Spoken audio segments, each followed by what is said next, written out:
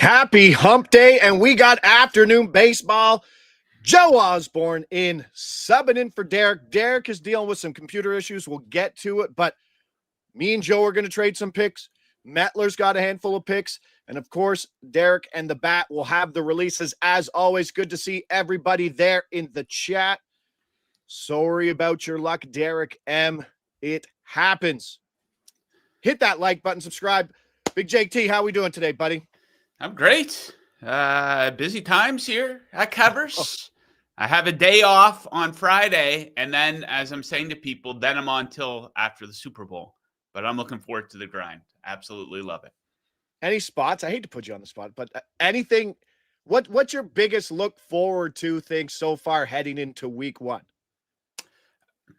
I like the Dolphins quite a bit at +1.5. Everyone's going to be like, oh, it's a homer pick, but their defensive front going against Daniel Jones. I mean, the Dolphins are a team that goes through it. This is probably as healthy as they're going to be all season, right? And Are we going to pretend like the Colts are a very good team, a controlled environment indoors? Yeah, I like the Dolphins, man. Nice. They're very strong. They're undefeated in week one under Mike McDaniel as well, so. Amazing. I have quite a few of Ollie Gordon touchdown shares. Things are getting ugly in that backfield, and I think Gordon will get the goal line work in what, let's be honest, it's still a creative offense. So I'll take it. I think it was +175. Hachin kind of banged up and Wright looking out for week one. But let's get to it. It's baseball day, and it's afternoon baseball, and you have to bet on afternoon baseball when it goes. I'll go, then Joe will go. Let's go. Washington, Yankees. Cades of Volley over 15.5 outs +130. That is a big number for a guy. I mean, it's his fifth start. The pitch projection, I think, is on the low side of 81. He threw 88, 90, 95 in his four starts, going 6 and 7 innings pitched in his last two games. It's a getaway day for the Yankees. They're going to Chicago tomorrow, and the Nats have not had a starter in this series go more than 15 outs yet. 97-mile-an-hour fastball, 12.7% swing K percentage, all check some boxes, and former first-rounder with some pedigree. Similar play yesterday with Cleveland's Messick. This is one I like, and you are also on an over with him, but in a different market. What do you like here on Savali? Yeah, I do hope that he hangs around in this game, but I'm going to take the over 4.5 hits allowed, -140 odds. That's over at DraftKings. I think at Bet365 it was -150. So anyhow, the pride of Tulsa, Oklahoma on the man here for the Nats. He's been smacked for 7 hits in 3 consecutive starts, taking on a Yankees offense that is smacking right-handed pitching right now. Second in OPS, first in hard contact percentage over the last 2 weeks. So on the surface, yes, his numbers are pretty solid, but it does get rocked for a lot of hard contact, the highest among any Nats pitcher this season that's thrown more than 20 innings. 10-mile-per-hour winds blowing out at Yankee Stadium could give this bet a little bit of a boost. And as you kind of pointed to there, we have seen him reach the 6 innings pitch mark in back-to-back starts. So not a guy with a short leash. So I think he should be able to pitch deep enough into this game to allow at least 5 hits against the Yankees. Let's go. Nick Porto brings up Washington going home for a day off after a big road trip. That would probably affect the the offense a little more than anything to do with the pitching. Maybe a quiet game. Maybe the hot bat of Giancarlo Stanton gets to sit in the afternoon game. That would help. But yeah, maybe some hits. And let's have a long leash for him. Both overs crossing the line. Casey Mize on the road in Sacramento at a giant number. I'm at -130 here. But if you don't like -130, it should flip to 16.5. Get your even money. -105, 16.5 on the under. And I don't think he has a leash on the road in a good hitting environment to get here. 90-plus pitches in just one of his last 7 starts. He's 5-2 to the under over on that stretch. Coming off a 0 strikeout game versus Kansas City at home. And he pitches much worse away from Comerica, 7-4 to the under on this prop away. 85-mile-an-hour winds blowing out at Southern Health Field. The Athletics sticking home for the next series, so no getaway spot. Play the 16.5 if you're looking for it. But yeah, that's just a big number for a guy with a short leash, and I'm willing to lay the juice in a tough hitting environment. for the later game. Switching gears over to the hits, runs, RBI market that has become maybe the most, I don't know. I think it's the best market to play. It's better than the total basis market.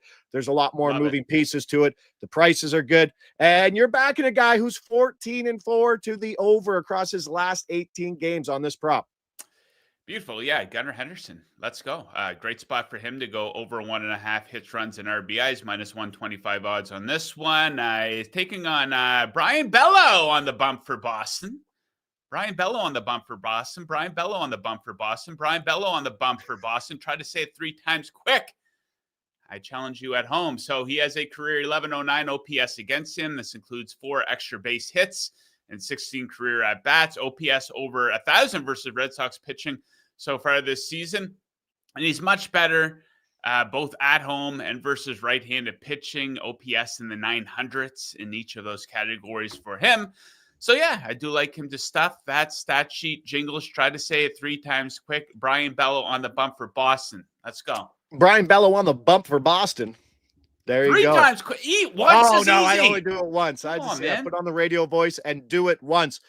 Great price. I've had him in a lot of my parlays, and he's been smacking lately. Another guy who's smacking, Juan Soto. Same market, same over, minus 115. Oh, that minus 115 price. Is Juan Soto facing a lefty today? No. Is he facing a tough righty today? No, he's facing Taijuan Walker, who's probably pitching above his numbers. He's hit well across 13 at-bats versus him, 302, 860 OPS. And versus right-handed hitting, Juan's hitting 981 OPS on the season.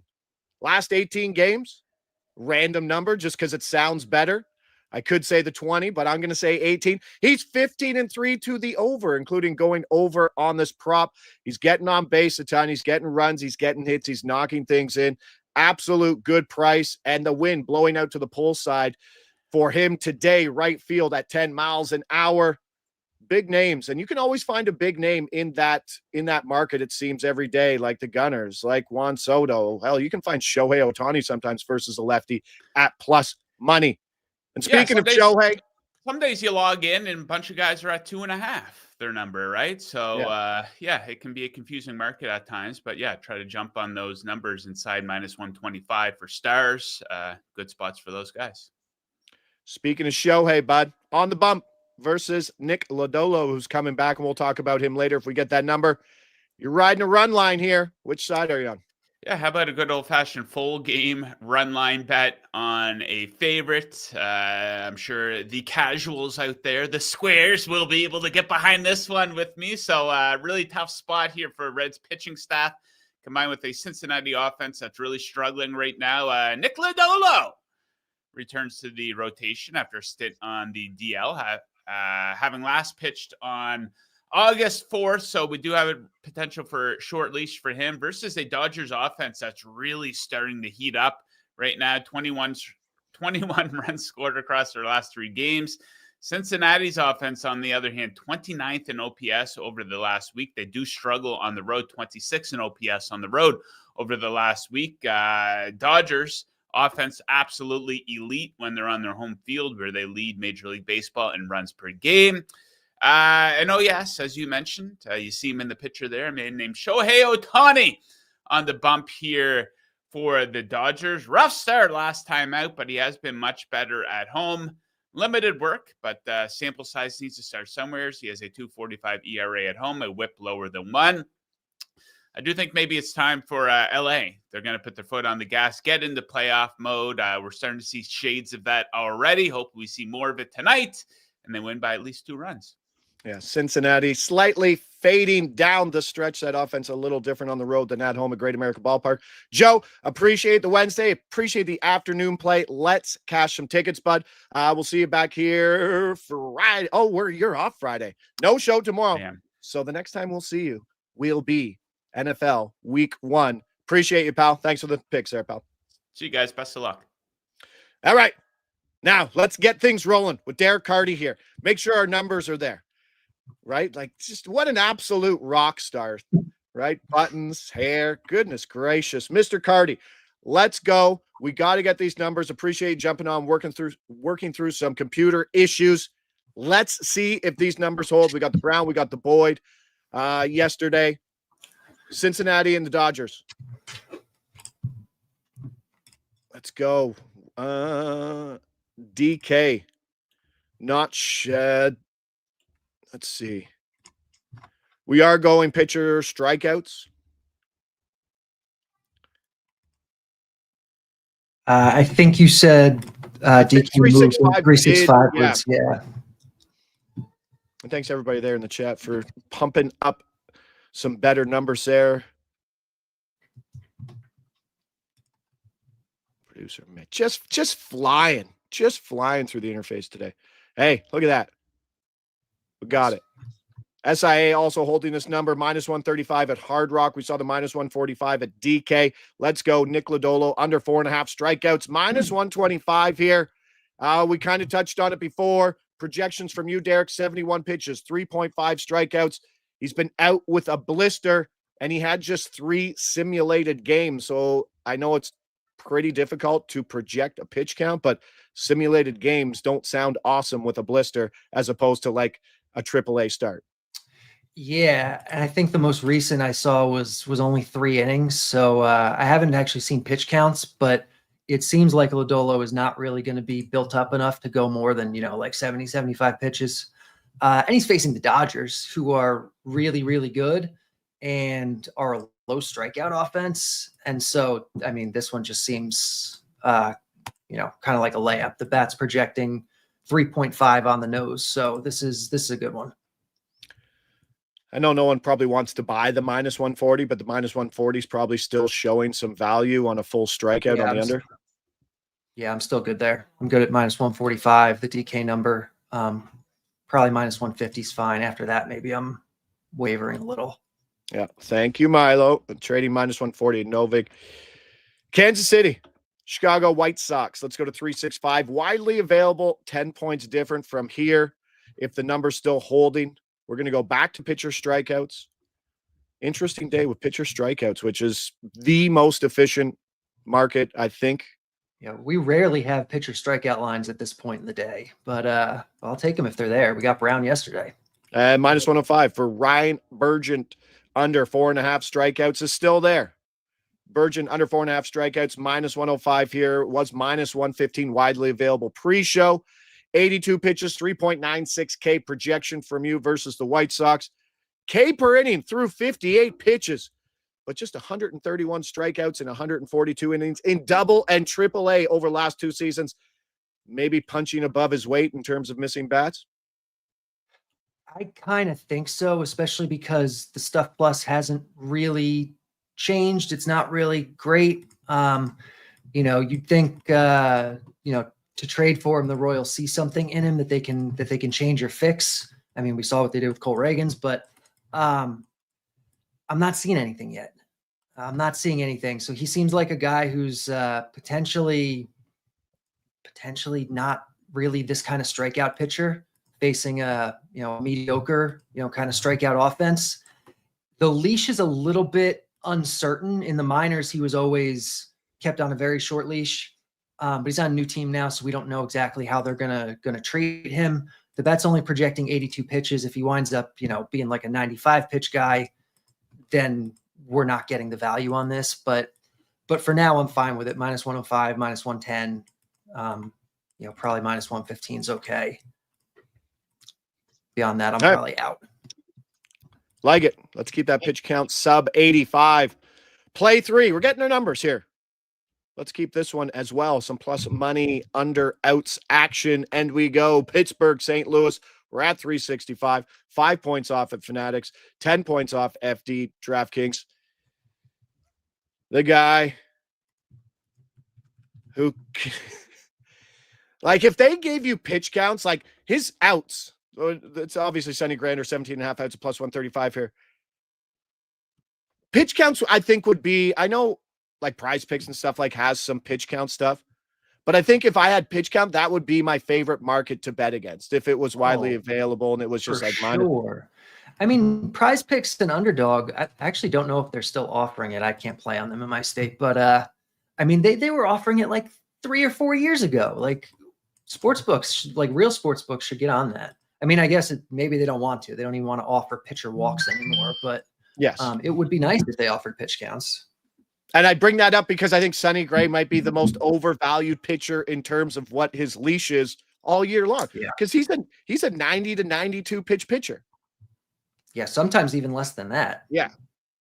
That's sealing. So end of season, right? We're a spot here. Obviously, I think it's a Pittsburgh spot where he's just going to cruise, but 135 in terms of your projection for 86 pitches and 16.14 outs has a lot of wiggle room here, even if that 135 drops. Right, exactly. You can definitely take this down pretty far and still get some good value on it. Like you said, kind of a short leash for Sonny Gray. It's a good matchup, but we can just assume the matchup's priced in every time. It's priced in, yeah. So the bat's projecting about 16 and a quarter outs here. We're getting 17 and a half at plus 135 or plus 130. I mean, you can take this down probably, plus one. You can probably take it down to even money if you really wanted to. It's a good one with wiggle room, like you said. Awesome. Ramo's asking, do you like Sonny Gray over 1.5 walks? Now I'm just going to go out on a ledge and say it's probably not great just because of the projected low pitch count. Yeah, I'm going to take a look, but I don't think it was showing much value. It projects for just actually, no, the under projects for just a smidge. The over does not project for value. Yeah, I would not take either side. Yeah, there wasn't a lot of excitement when I tabbed over to the pitcher walk market to look for some plus money over walks and said, here's your minus 140. You're like, no, thanks. Yeah, right. Like Matthew Boyd yesterday was a good one, like plus 130. Like Ranger Suarez, this guy was like plus 170. Remember when Kevin Gausman this year was like plus money, like plus 140? And now he's minus like 160. I mean, last year, almost every single day we were getting somebody at plus 140 or plus 150. Like it doesn't happen anymore. All right. And the chat was like, no more pitcher walks. You're like, no, they're still great. Right. I know but like, it was funny because I'm like, I don't like pitcher walks. And it took me like 2 seasons to realize that, yeah, I do like plus 140 on high variance, They don't markets. Feel good. They're sweaty. Like I think when we started doing them last year, like heavily, like I think we went on a cold streak with them, but they wound up being super great. And obviously, I mean, I think the books realized that too. Woo's plus 200, but that's basically it. JPC fourth. It's his. I bet Woo's under 0.5 is probably projects better than the over 1.5. It's that Logan Gilbert angle that we used to look at. I think we bet that a couple times last year. We keep going. Angels, Rangers. Hits against. 132, a market that doesn't move as much. 132 is going to move. Let's go Jake Latz under 3.5 hits allowed, plus 132 here at Bet365. Some other widely available plus 120s. DraftKings at 4.5. So that was the one before the show. DraftKings was at 4.5, but that should flip. And then maybe look for that price. I don't think you'll find a better price ever on the day at the plus 132. 71 pitches, 3.42 hits allowed. Volume play, I'm assuming heavily here. Yes. This is a guy who hasn't made a start in, 38 days, it looks like. The most he's thrown out of the bullpen since then has been 43 pitches. So we're probably looking at a short leash here. The bat's projecting about 70, 75. A little under 3.5 walks, about a almost like a 60% win rate on this. So you can definitely take this down. You can take this down far. You can take this down to even money and you're still getting great value. You can take it down probably to like minus 110 and it's still good. Derek M say it did flip a DraftKings plus 125. Another good price there. Another good out. Mr. Gerg says, I waited to bet Mizorowski's walk live because I think his over 1.5 walks was like minus 200. After one inning, his over 1.5 walks was even money. He ended up with 1. That's interesting because I think it was minus 2. Hello, Joe. I think it was minus 200 pregame, 1 inning. So what? Assume 4 innings, 20%. That's a big jump. It is. And he actually went pretty deep too. That's a rough one not to win. Yeah. Crap. Latz, 3.5 hits, 60% win rate. Sounds good. Tampa Bay, Cleveland, early game. I know someone was talking about it. We're at DraftKings. I think it was Nick Porto in the chat saying, I know we haven't been dropping them, but the over 1.5 strikeouts have been absolutely bombing from the projections. Yeah, they have. And hitter strikeouts in a milestone market, absolutely beautiful. Let's go. Carson Williams. Never heard of her. Over 1.5 hitter strikeouts, plus 240. Yes, still there. Let's go. Carson Williams, plus 240 here. I believe he's a Tampa Bay guy, and I believe Slade Ciccone. I believe it's Ciccone. I don't think it's Ciccone. Really? I would have sworn it's yes. I Yeah. think I listened to a broadcast and I'm like, what? It's Ciccone. Get out of here. Yes. His over strikeouts looks good. I know it moved. I know that was a play you liked earlier today, and it's one of the few over strikeouts that projects well, but just kind of hoping that old Williams, he gets a spot in the lineup today in the afternoon getaway game. Yeah, I expect he will. He's been starting pretty regularly. He's a top prospect. Like he's I think, was rated around like a top 20 guy coming into the year, the top prospect in the Rays system. Has looked good so far this year, and I think that's why probably we're getting a number like this. Like he's hitting 400. His strikeout rate's only 25%, which is not good, but it's not terrible. But you look at what he did in the minors, and he should be striking out more than this. Every single projection system on Fangraphs has him more like a 32, 33, 35% strikeout kind of guy. And Ciccone, did I say it right? Ciccone? I guess so. Someone tell me that. I know we do have Cleveland fans. This is JPC Fourth, I think, is a Cleveland guy. Someone was at the Cleveland game yesterday in the chat. Yeah, he's not a big K guy, but I do think he's a bit underrated as a pitcher. I think he's solid, and so yeah, this one looks good at the big plus money. We have pitchers umpire here as well, which will help with the strikeouts. Williams projects for 1 1/3 strikeouts, so this is about a 40% chance of a win, which at plus 240 is just, give me that every day.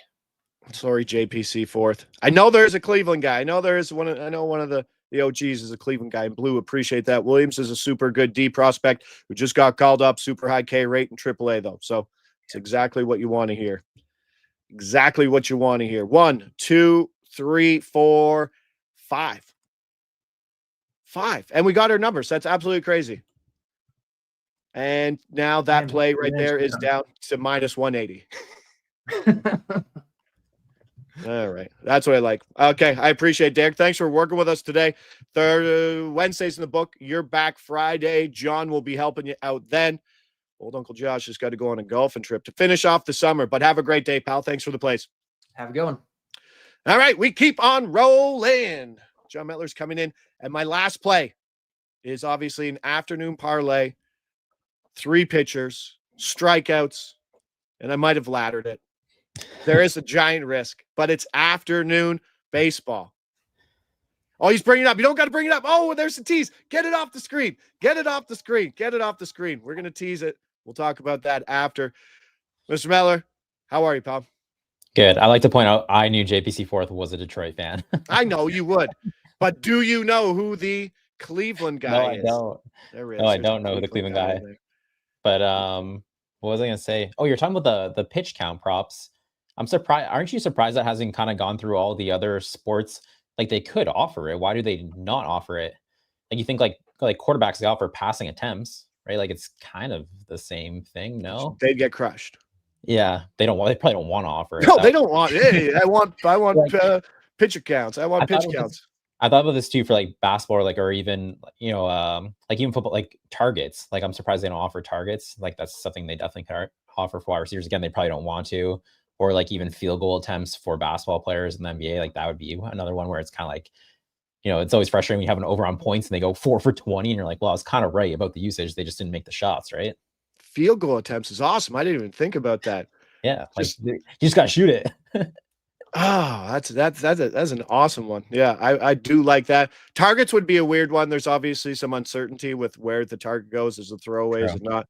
But pitch counts is pretty easy to put out there. Imagine being at a game though, and it's like you have like over under 90.5, and they're like it's like 85, 86, and you're like just counting. No, that would be literally the greatest sweat. Like in an at bat, it's like 7 pitches long. Guys just fouling it off. Yeah, the volume on some of these probably isn't worth it for them. Always a wise man, Milo. All right, before I get to my afternoon parlay piece there, let's get to a couple spots from you here, Johnny. Money line and a bomb. Take it away, pal.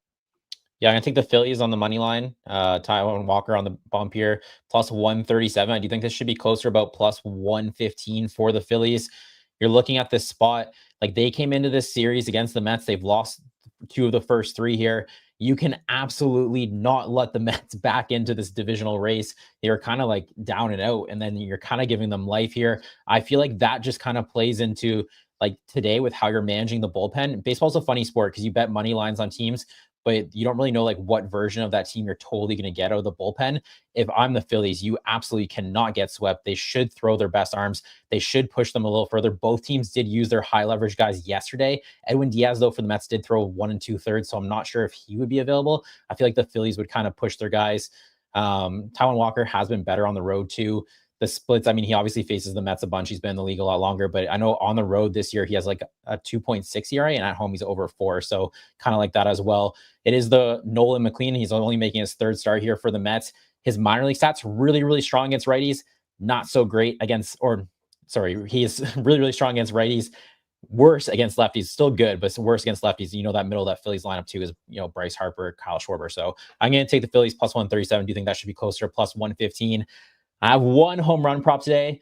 I think we're going for our 4th straight show with a home run winner. I'm pretty sure we have a bunch of off days in between here. So this is the only guy I have. So he has to hit the home run. I'm going Vinny Pasquantino to hit a home run plus 370. It's always funny. I feel like baseball is one of those sports where you like start looking at stats and you know, there's so much happening. They play every day. There's so many players, and like sometimes some things kind of get lost in the shuffle. Vinny Pasquantino has 6 home runs in his last 9 games. That is a crazy heater. Like he is absolutely crushing the ball right now. He has 28 on the year. He's a left-handed bat. He has 23 against righties. He's going against Aaron Savali. He is in Chicago tonight. Supposed to be 75 sunny, wind blowing out to left field about 9 miles per hour. That wouldn't be the pull side for him, but you still like that. It's blowing out. And he is 3 for 12 against Savali in his career with a home run. So plus 370 is kind of short for him. That is a lower price for him, but I did think this should be closer to plus 290. So give me Pasquantino to hit a bomb. Pasquantino, the boys in the chat said it at the same time. The Pasquatch over 1.5 hits, runs, and RBIs. Mr. Gergs on that one as well. Nice to see the KC offense woke up yesterday, at least a little bit after that stinker in the series opener. Aaron Savali, but yeah, I like exactly. It. Hey, but good one. It's not easy to hit home run props when you're giving out 2, right? Like it's like I've been going through all the running back touchdown numbers right now this week.